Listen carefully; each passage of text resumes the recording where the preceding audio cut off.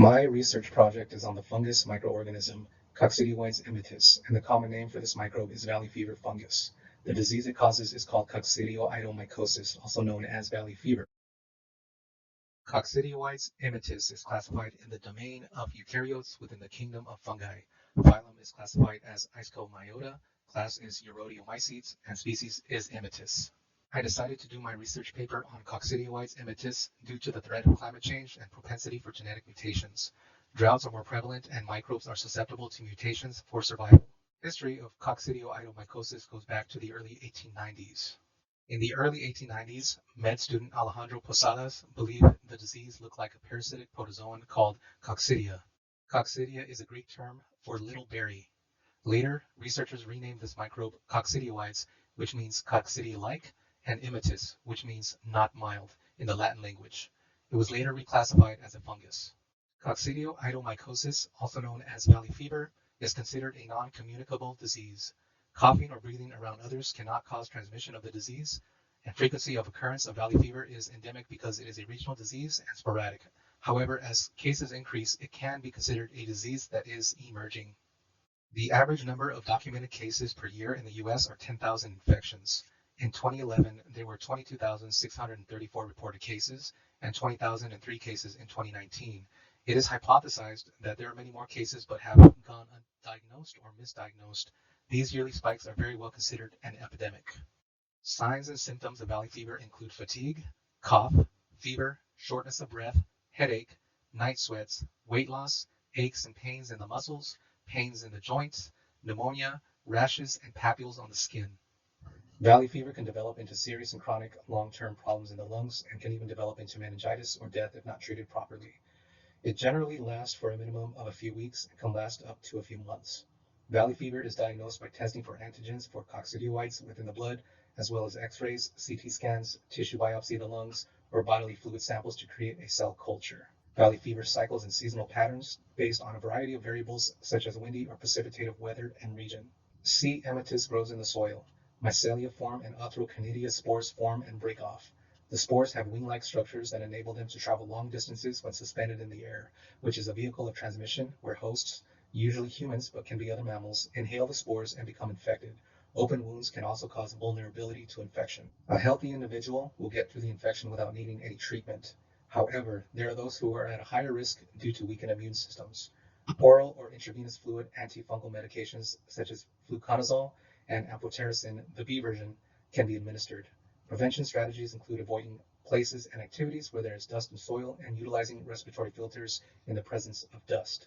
Microbial mechanisms of pathogenicity consist of the respiratory tract or parenteral routes as portals of entry.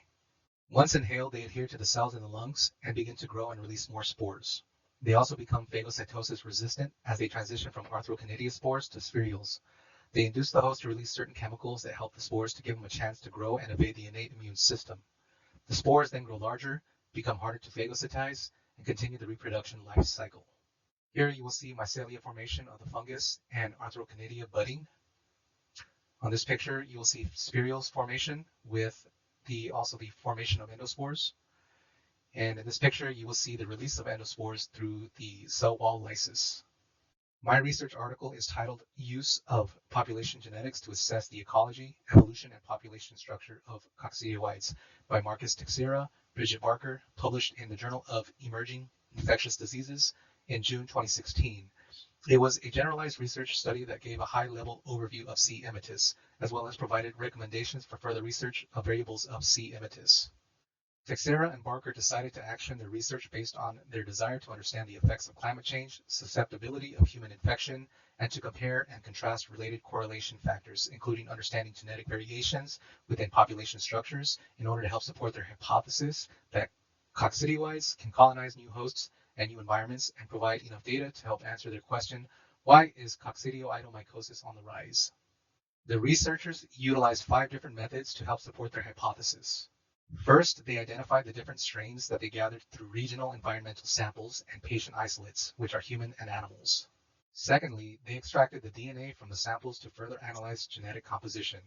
Thirdly, they utilized a multi-locus microsatellite typing markers and polymerase chain reaction testing, which aims to genotype the isolate samples for further comparing and contrasting in the fourth method called fragment analysis.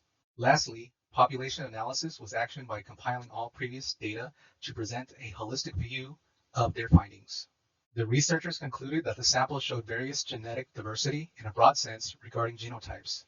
They believe that the variety of the populations indicate antigenic drift, evolution, and the isolate's virulence, genetic traits, possibly influenced by ecological differences in the temperature of the soil, exposure to water, natural diversity of hosts and vegetation, as well as reproduction life cycle, which they have discussed will need further research.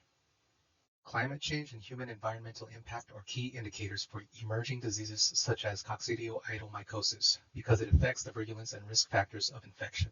As certain regions see less rainfall, dust storms become more prevalent and humans disrupt the soil through farming and construction. Consequently, Coccidioides immitis may genetically evolve to withstand these harsher environmental changes via antigenic drift, and further research is needed to understand these impactful variables to help manage and control the future impact of this dangerous and deadly disease called coccidioidomycosis.